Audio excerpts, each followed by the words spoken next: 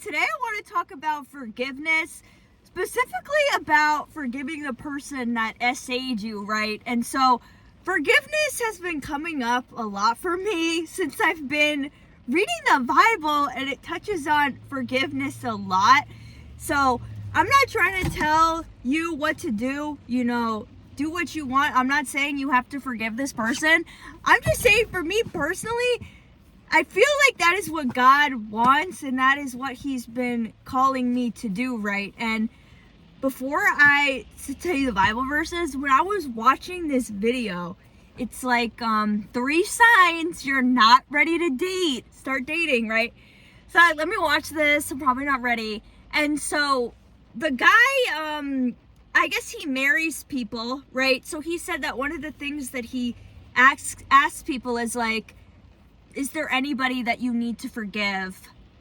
And if they say yes, he tells them that he's not going to marry them and that they have to forgive this person, right? So I'm happy because I was able to forgive my dad, right? That was something I was worried about. I didn't want to have to, I was scared I was going to be like, because your dad walks you down the aisle. I didn't want to have like hatred and resentment in my heart, on that day, and kind of like not wanting him to do that, right? So I made a different video about that, how I let go of my resentment towards my dad. So I was thinking, I don't need to forgive anyone, right? But then I remembered, of course, this person that violated me that I have not forgave, right? And so then when more reading the Bible, then there's just like, verses about this. I'm just going to share 3 that I've read when, that I stumbled upon, but there's obviously a bunch more. This is in Matthew chapter 6, verse 14. And this is, Jesus is the one that said this. If you forgive those who sin against you, your heavenly Father will forgive you. But if you refuse to forgive others, your Father will not forgive your sins. Right? It's a little bit that sounds like a threat to me. But so, that was the one thing I was like, oh, okay. And so, in like the way that Jesus told us to pray, it even says in there like, and forgive us for our sins as we have forgiven those who sin against us. Let me just share the other ones. Then Peter came to him and asked, Lord, how often should I forgive someone who sins against me? 7 times? No, not 7 times, Jesus replied, but 77 times. There's one more. So this is actually interesting because in my last video, where I said a Bible verse, maybe I'll say a Bible verse in every video, right? But literally right under it is a verse about forgiveness. But so the verse that I said last time was like, have faith in God. I tell you the truth. You can say this to the mountain, may you be lifted up and thrown into the sea, and it will happen. But you must really believe it, that it will happen, and have no doubt in your heart. I tell you, you can pray for anything, and if you believe that you've received it, it will be yours. So that's what I shared last time. I think I might have said it in the other version, the New King James Version, but this is the New Living Translation. Right under it says, but when you are praying, first forgive anyone you are holding a grudge against, so that your Father in heaven will forgive your sins too. So, yeah, like I would see those, I'd kind of be like a little bit mad, I guess, and annoyed by it, and kind of wanting to just brush past it and kind of just, close my eyes to those parts of the Bible, right? When I read, like, if you don't forgive those who sin against you, your heavenly Father won't forgive your sins, right? I'm thinking like, well, my sins are not equal to the sin of somebody SAing me. Like, yes, I've obviously sinned in the past, and I've definitely like hurt people, but like, I don't think that I've hurt people in the same ways that this person has hurt me.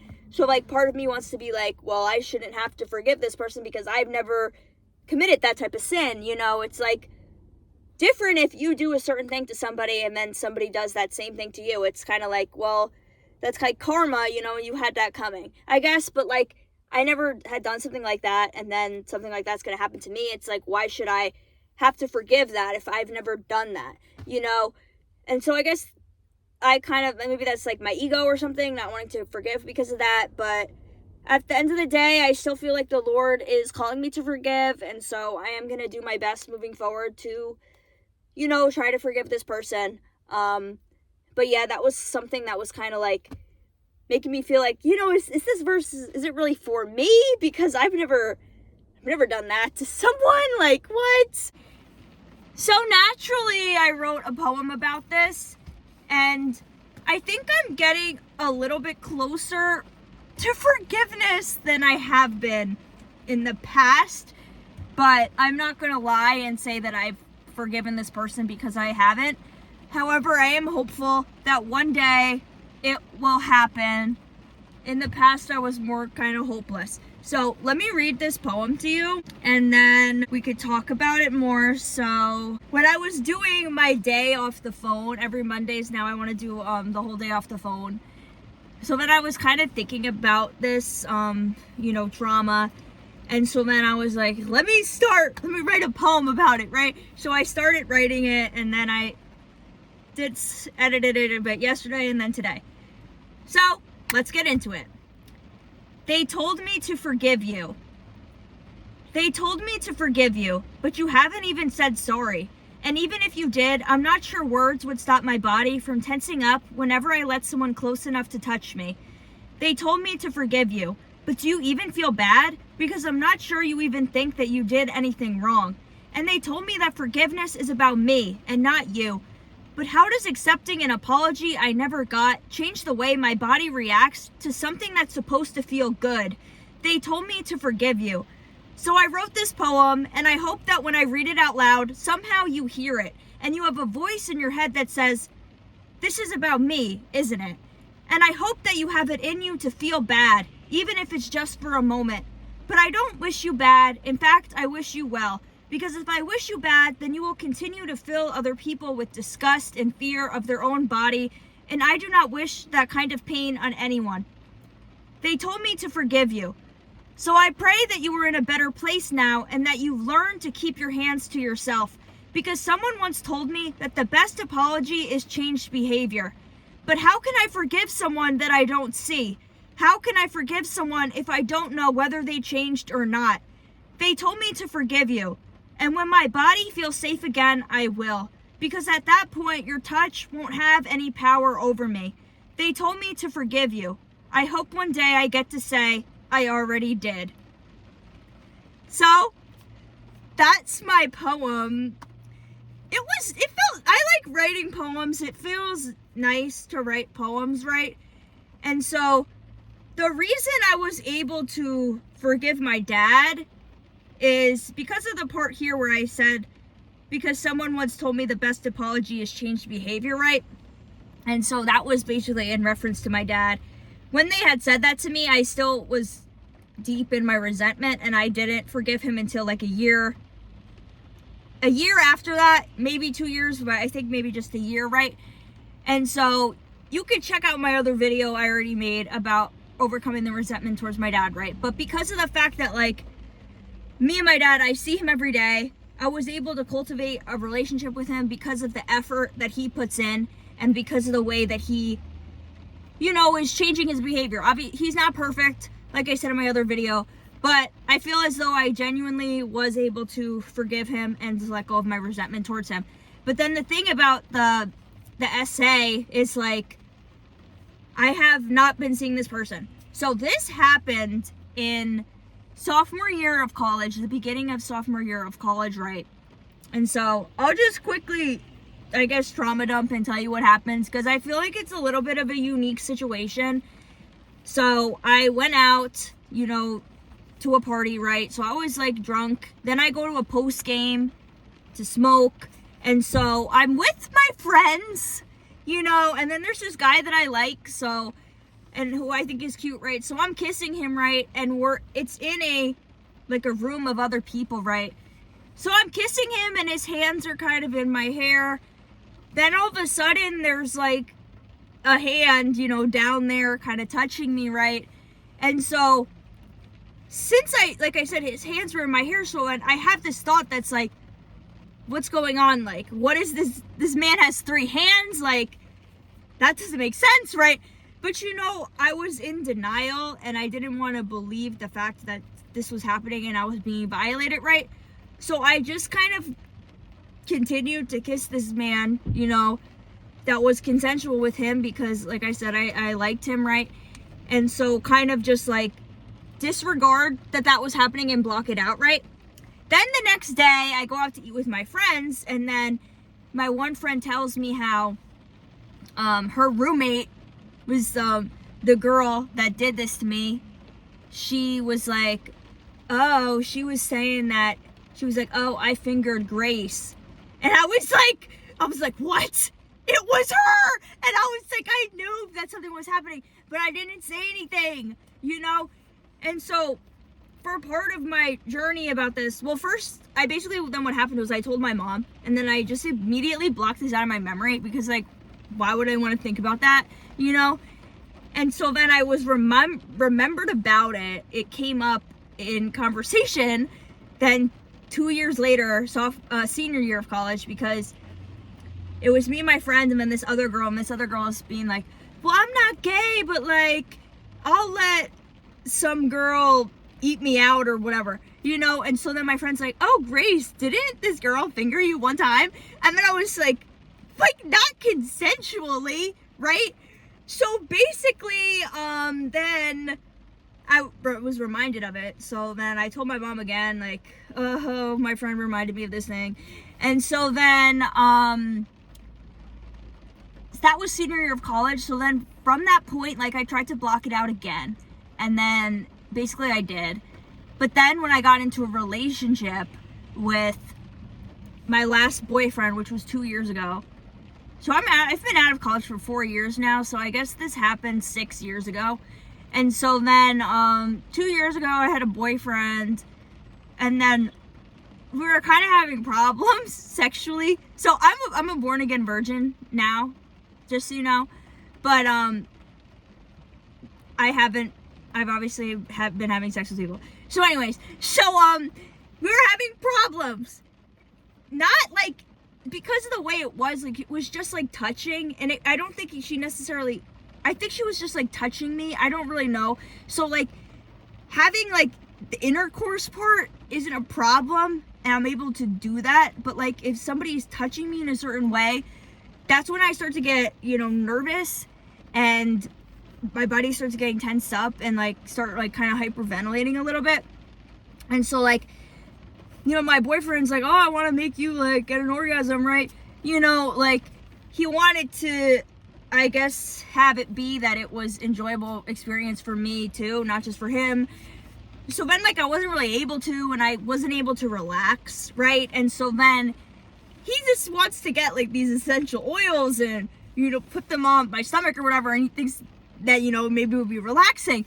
And then because of that, then that I was like, oh, I know why I'm getting so like tense now. And then I remembered about what had happened, and then one time when we were trying whatever, but I literally had like I guess I was like a flashback, and I went back in time, and I was in that moment, and so then I opened my eyes, and then I see like my boyfriend at the time. So then I was like relieved, but I was like I was never so happy to see his face, and then that could have been a good healing moment, I guess, but then my ex kind of ruined it, because then he started crying and like made it all about him. So I kind of talked about that also in my video about why I'm now a born again virgin.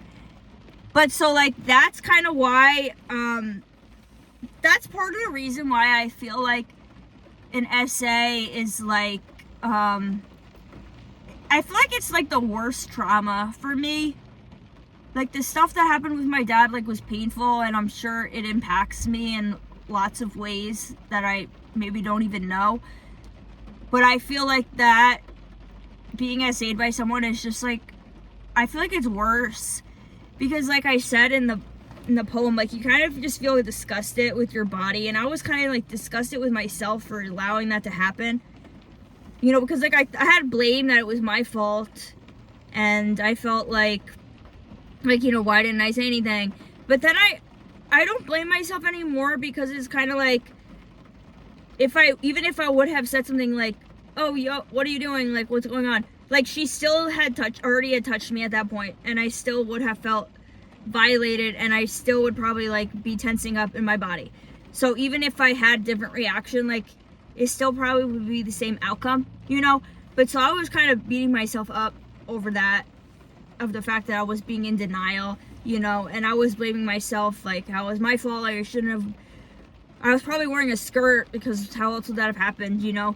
Like, why did I wear that? You know, I'm like, why did I even go there? You know, and all these things, like, and at the time, then in senior year, I was like learning about manifesting, and then I'm like, did I manifest this? Like, what did I do to manifest this?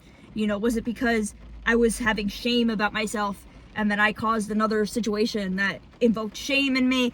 You know, just kind of like all this blame, even though like I believe in like manifesting and stuff like that, but like at the same time, some things are just your destiny, and they're just like meant to happen, and there's nothing that you can do to prevent them from happening, you know? So now a little bit, like, now that I'm like being a born again Christian, like, now kind of like, why did God let that happen to me, right? But it's like Jesus said, like, bones will still break and hearts will still break, you know? It's like, just because you're Christian, like, and God is on your side, like, doesn't mean everything's gonna be perfect. You know, I'm hopeful now that God is on my side, and that something like that's not gonna happen again, you know, and something like that hasn't necessarily happened again. So I'm grateful for that, right? But so the reason that I'm like upset about this, and I'm just like, why would I forgive you, is because like, since it just impacts me in relationship wise, and like right now, like now I'm celibate and I'm not even dating anyone, but I'm just like scared for like when I get married. And like I said in my other video, like I might have sex with my boyfriend after like I know that this person is actually my boyfriend, and like, I don't know, we're dating for like a month or something, you know? Like, if I know like this person's committed to me, because like your boyfriend is supposed to turn into your husband, you know? So I'm not gonna be like hooking up with somebody unless I actually like them and I see like a future with them. But like, I'm not gonna know. So I feel like I can't even like forgive this person until the time comes where this doesn't affect me anymore. Because like I said in the poem, like, and when my body feels safe again, I will, because at that point your touch won't have any power over me. But at the same time, like, this is kind of like, I'm sure like things are up and down, you know, like sometimes you're gonna get triggered when the person touches you in the way that they did, but then other times like you're not gonna get triggered. So, you know, you can't be like beat yourself up over it, and if you're not over it already. Like I used to also like I said, this happened 6 years ago, but like I kept blocking it out, you know? So like since the time I remembered it, like, I don't know, like I just keep like seeing, like getting mad at myself, like, why am I still upset about this? Like, why am I not over this? And I feel like, you know, when you talk to somebody about this who also hasn't had the same experience, like, they kind of like are kind of like, well, why are you still thinking about this? Like, it happened like 6 years ago, 8 years ago, that's coming on 10 years. Like, why are you still upset about this? But the reason that you're still upset about this is probably because you just keep blocking it out, and you're not, you know, allowing yourself to talk about it, and you're not allowing yourself to feel your feelings and to feel all these emotions that come up with it, right? But I would say though that now, what I have been doing though, since reading those about forgiveness and realizing that like, okay, it's time to really power through this trauma and actually heal from it, right? Like, you can't say that, oh, I've forgiven this person, but you don't mean it. Like, it only counts if you mean it, right? So like, what I've been doing is praying at night to have the strength, you know, to forgive her and to, you know, move on from this. You know, I'm not gonna I probably won't be able to do it, like I said, until I'm able to have like positive sexual experiences again, because at this point, like, I don't really even know. I mean, and also the thing is, like, for me, I kind of became scared of like my own body, because I used to be able to like orgasm with the vibrator, but then after knowing about it, like, now I can't anymore. And I talked about that in my celibacy video also, but like, I got rid of my vibrator anyways, because like it was just like a waste of my time, and like it wasn't even working, and then I was just getting mad at myself that I wasn't able to orgasm right. And I was like looking online, and like sometimes that happens to people. If they get SA'd, then it's like hard for them to orgasm because they don't want to like lose control of their body, because like it's kind of like you just feel unsafe in your body. And that's kind of the reason, like the only reason that I'm mad that this happens was because of the fact that it's impacting me negatively to this day. So that's why I feel like forgiveness is good, and like it's ultimately something that you want to achieve one day, but I feel like it's really like the last step in healing. And I feel like for me, like if you have multiple traumas, like you have to pick like what trauma is, you know, more important to work on. You know, like I had that resentment towards my dad. It was more important to overcome that, you know, I'm living at home, you know, than to work on this trauma, because like I'm not really in the position to really be dating anyways, and I have to focus on my goals. So like you have to pick what trauma is more important and good for you to work on, because like when you're trying to work on it, I feel like in the past I tried to work a little bit on everything at the same time, but like when you try to work on a little bit of everything at the same time, like it's just not helpful and you don't really get better. You know, it's better to just focus on one thing at a time. So I focused on, you know, healing my relationship with my dad. I feel as though I've done that. So now it's time to move on to the next thing. You know, I'm hoping that, you know, next year I'll get a boyfriend, okay? I'm just gonna relax this year. I used to be really like obsessed with getting a boyfriend and like finding a husband, and like, you know, I still want that, obviously, but I just kind of know at this point, like, other things have to be done before that time comes.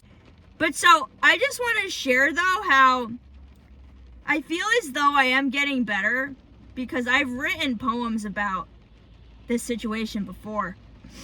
So let me read you my first poem that I wrote, and it's about if you're listening to this on my podcast, I made like a whole podcast episode about this. It's not on YouTube, like 2 years ago probably. But anyways, so this poems are in that, but I'll read it to you. It's just him. It's just him. I always liked kissing boys on a night out. It made me feel wanted, and God only knows how badly I wanted to feel wanted. But I didn't mean by everyone. I didn't mean by an unfamiliar hand. It's just him. I didn't mind the public display of affection, but I didn't mean I didn't mind if others joined. Surrounded by friends, I thought I was safe. It's just him. We are just having fun, but who's having fun at whose expense? I lock lips with the boy I trust, and he runs his fingers through my hair. I'm starting not to have fun anymore. It's just him. Maybe wearing a skirt was a bad idea. It's just him. Who knew a guy could have 3 hands? It's just him. A lie I tell myself with my eyes glued shut over and over again, hoping if I think it enough, I could make it the truth. It's just him. I always liked going out to eat with friends and doing a recap of last night's events. But this time I didn't like the story that came with it. It's just him, until it's not just him, until it's her. Why didn't you stop her? I asked myself. Because there was no one to stop. It was just him, I say. Knowing if I had stopped her, I would have had to admit that it was happening, that it was not just him. But it's over now, until it's not over, until my body is reliving the experience with someone new, someone I think I can trust. And they'll tell me I'm a survivor, but if I'm a survivor, why doesn't my body agree? And if I'm a survivor, why doesn't my body feel safe? And if I'm a survivor, why is my body screaming at me that it's her, even when it really is just him and I alone together? It's just him. A true statement I tell myself with my eyes wide open, over and over again, hoping I can believe it. I hope one day my body can believe it. And they'll tell me I'm so brave for sharing my story out loud, but if I'm so brave, why do I still feel so powerless? And if it wasn't my fault, why do I feel so scared and ashamed to read this poem out loud? So I wanted to re-record that poem and have it be more of like a slam poetry, add some theatrics into it. But so I just want to say how when I said, and God only knows how badly I wanted to feel wanted, is that saying God's name in vain? Because I'm trying not to do that anymore. I'm trying to stop myself from the habit of saying like, oh my God, And so I just wanted to share the poem as how I'd written it. But in the next two poems that I'm going to share later on in this video, I also have the word God in the poem in both of them. Like, I don't know why I did that. Is that also saying God's name in vain? You'll see when we get to it. But I'm just going to read them as I written them a year or 2 years ago. Just because I feel like there's not really a way to change it, to make it make sense with changing it. So that's just how it is. But moving forward, I'm not going to be doing that. So, Lord, please forgive me. When I read that poem, the It's Just Him, I posted that on TikTok like 2 years ago, and I was like scared and ashamed. It's just like, I was kind of like ashamed to like that happened to me, and it felt like it was kind of like a failure on my part. But it's not a failure on your part, it's a failure on that person, right? And so one of the reasons that I was having kind of trouble forgiving my dad was because I was like, why would he even do this? How could somebody like this do this? And it's just like not getting past the fact that someone would do something like this. So I'll just say what it was, I guess, so that you know what I'm talking about. But like when I was little, sometimes my dad like would break things, and sometimes he would break my stuff. So it would be like I wouldn't go into my room, and then like my snow globe is on the floor and it's all broken, right? And so something like that, just thinking like, how could somebody do this? What's going through their mind that they did this and they think that this is okay, right? With that situation, what I had to realize is that you can't make sense of the situation, because the more you think about it and the more you try to make sense of it, you just can't make sense of it, and you're just going to get upset because of it, right? And so, one of the reasons, like, I'm trying to make sense of why she did this to me, I see, like, with my dad, breaking something is kind of like, you're releasing, you're angry, so you're doing this to feel better. I don't understand why she did this, because she was just touching me. How is that a benefit to her? Like, when you might have had a more aggressive essay where somebody forced themselves onto you, and then they're, penetrating you or whatever, or they're, doing stuff to you that's like benefiting them, and it's gonna make them feel good, and then maybe they're gonna like come or whatever. Like, that's why it was kind of confusing to me, like, because if she's just touching me, like, how is that a benefit to her? But I think that could also that also sometimes happens to people, and like, I don't know, like, maybe that did happen to you. I mean, at the end of the day, it's really just a power thing. That's what people say, that like, SA isn't about sex. It's about power. So I guess that's what it was, just like a power thing, and just try to tell yourself, like, obviously this person's in a bad place, and I really hope that, and also like I said before, I'm like, well, I don't know if she changed or not, I hope that she's changed. For all I know, she's like, I don't even know, like, sick to her stomach about what she did. Like, I don't really think that happened, and that's true, because she obviously didn't think she did anything wrong, because she's like kind of bragging to my friend, like, oh, I fingered Grace, kind of like when a guy is just like, oh yeah, I hooked up with that girl, woo, I'm so cool, it's just like, what are you talking about? He's like, what? But so that's one of the reasons I'm like, I just can't make sense of this, but then I just have to tell myself, like, because of the fact that I have, like, forgiven my dad for this thing that, like, I couldn't make sense of, just like, you can't make sense of it. Don't try to make sense of it. The point is, like, this is a bad person, and then bad people do bad things, and like, I don't really view my dad really as a bad person necessarily, because whatever, like, that's a whole separate thing. But like, this is somebody else who, like, I didn't really even know them that much, but I guess they were an abuser, because I think that she was like abusing her girlfriend or whatever, and so hurt people. And that's why people do these things to you. Like, it's not because of you, and it's not your fault, and it's not anything that you did. You couldn't have prevented the situation from happening, right? And so this is another poem that I wrote like 2 years ago. I just want to share this poem because I think that it shows that I'm getting closer to forgiveness. So yeah, let's get into it. I don't like talking about it because it hurts too bad. I don't like talking about it because it hurts too bad. Hearing the story out loud shows me that it was real, that it was not just one of my many paranoid thoughts with no basis in reality, that it was not one of my crazy delusions. It was real life. I bottle it up inside because it still hurts. If I'm not talking about it, it means it still bothers me. If I talk about it, it means I'm getting closer to moving on. But do people ever really move on, fully on, with all parts of them, with all of their body? Or are there just hurt parts that still linger, who cry inside every time you bring it up? I don't like talking about it because it hurts too bad. Sometimes I think it hurts the person I'm telling it to more than me. So I bury it deep inside of me, hoping I'll never have to dig it back up again. But I always have my shovel with me. People try to take my shovel away. They don't want me digging up the past. But I still have my bare hands that work just as good. You cannot take away my hands that know how to dig away from me. If only they knew how to protect themselves too. I don't like talking about it because it hurts too bad. But I'll paint about it, I'll draw about it, I'll dance about it, I'll write a poem about it, but God forbid I talk about it. So yeah, this was kind of a poem I made, as somebody who shall not be named, I guess. They were kind of getting upset with me when I would kind of bring this up because like every so often I would like remember it and get upset about it, you know, especially during April, SA Awareness Month. And I was kind of thinking like, should I save this video for April? But like, it's just been on my mind, so I just wanted to talk about it, right? So I kind of wrote this poem about that, and like especially when I say like sometimes I think it hurts the person I'm telling it to more than me.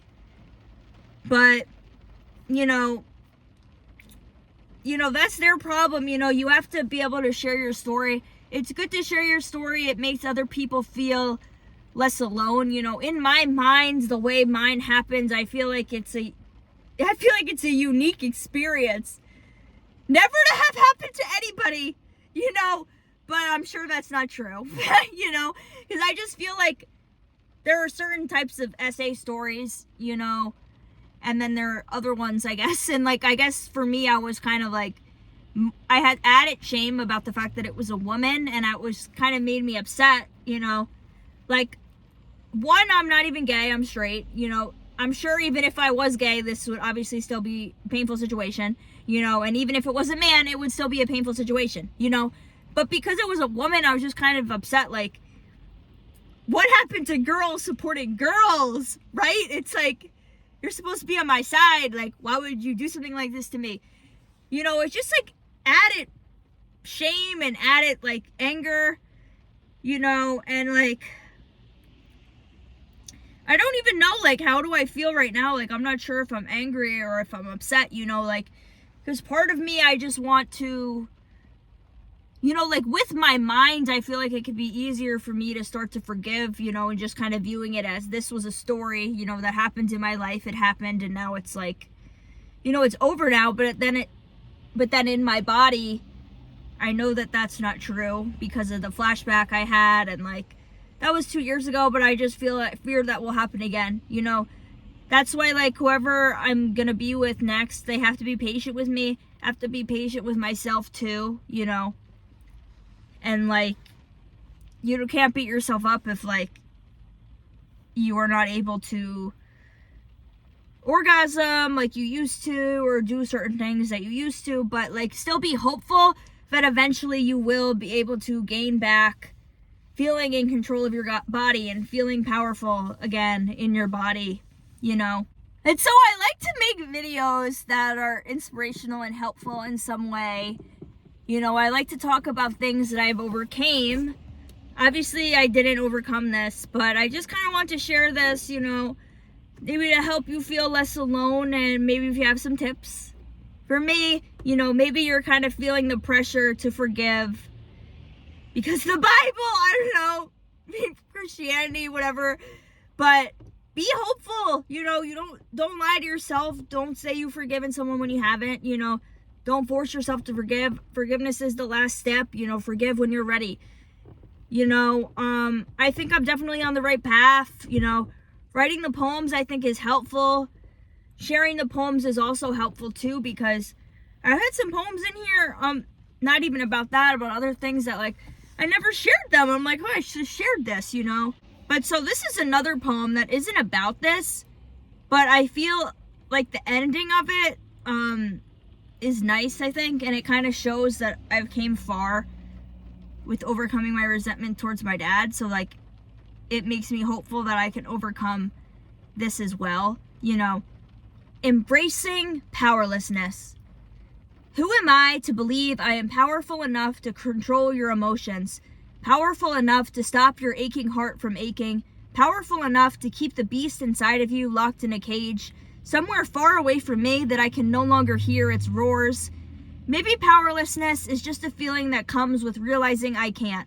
Realizing that I alone cannot heal your brokenness. That I alone cannot fill the hole that forms when you lose your mother. I wish I was powerful enough to open that hole and fill it with love, but I'm not. No one is. But God only knows that doesn't stop me from trying. I just wish it stopped me from beating myself up every time I realize that I can't, that only you can do that. And maybe powerlessness is just a feeling that comes with realizing you can't either. So you will continue to fill that hole inside of you with beer, hoping that one day it will make you feel whole again, but it never does. And you will continue to point your finger at me, telling me that I'm heartless without thinking that maybe you're the one that made me this way. And I'll continue to try and keep you happy until I realize time and time again that happiness doesn't work like that. And maybe feeling powerful is just a feeling that comes with fully accepting that I can't change you. But maybe feeling powerful again is realizing that your emotions and the hurtful actions that come with them were never about me to begin with. So that last part is where you can kind of bring into this new situation, you know.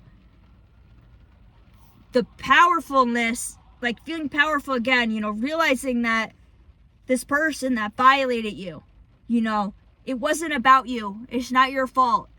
It's their problem because they obviously have problems, you know. Normal people, mentally stable people don't do that to other people, you know. Maybe they have been traumatized in that way too when they were younger, and now they're trying to hurt other people to gain some sense of power. Like, you don't know. Obviously these people are in a bad place and you can't, you know, get upset. Well, you can get upset, but like, don't think that it was your fault, because it's not your fault, okay? So I feel as though I'm now over blaming myself for this, and I'm now, you know, just viewing this person as a bad person. And then the only next step is to really feeling safe again in my body. So I want to try and make more of an effort to do somatic healing, you know, like dancing. Like it said in my one poem, like, I'll dance about it, but I'm not going to talk about it. But, you know, talking about things is powerful because it helps you to release your shame, you know. So that's why I wanted to make this video as well. So I'm going to try some somatic things. Maybe I'll read that book, The Body Keeps Score, you know, because even when you think you've forgiven things with your mind, you also have to forgive with your body, you know. So maybe I'll do that, you know. Hopefully I can make some type of update video in a year, you know, when this is over. But also, like I said, like, you know, sometimes you get triggered, sometimes you think you're cured, and then you get triggered again. So it's kind of like, it can be up and down, you know. Right now I'm celibate, you know. I'm not allowing anyone to enter me that is not good for me, that I don't like, all that stuff. You could check out my celibacy video, more about that. You know, just respecting your own body is good, because I started going to the gym, then I had kind of, like, I hurt myself, sort of like my thigh. I feel like the nerve, I like started from doing a hip thrust. I did a hip thrust one time without the bar thing, and then it hurt, so then I think I kind of fucked up my nerve, and then like it still was bothering me, and then I was still exercising, doing leg workouts, even though my thigh is like tingling and going numb, and I'm like doing all these things, like that's not respecting my body, right? You know, so I've been kind of like taking a break off of the gym, and part of me, like, I feel bad for doing that. Like, I want to work out, and I'm like, oh, now I'm declining, you know, but at the same time, it's like, you have to listen to your body. I have to listen to my body, and if, you know, my body is saying, maybe you shouldn't be doing leg exercises because your leg is going numb, like, you know, healing is respecting your body, you know, like, this person didn't respect your body, but now it's your time to respect your body, you know. And I guess that's like what healing is about, right? I can still go to the gym and do the pull-ups or the chin-ups and the arm exercises. You know, I don't like them as much as doing the leg exercises, but, you know, that's a good way of, like, going to the gym. I read online that's good for, you know, overcoming the SA. Well, like, you know, just feeling more, like, powerful, you know, in control of your body. Working out in the way that's good for you, in a way that feels good for you, you know, and feels like it's like safe and you don't have any pain or anything. Once you start getting the pain, then it becomes being disrespectful to your body, you know. And then, like, part of me, I was in the gym, you know, trying to get a big butt, you know, and I'm like pushing myself to past my limits just to get a big butt, and that's kind of just like for other people, like for the male gaze, like, there's really no point in having a big butt, you know.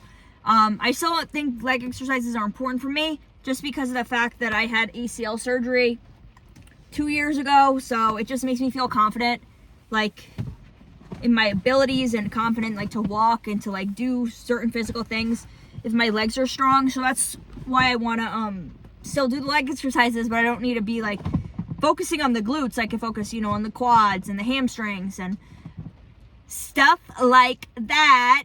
So now it's getting all dark.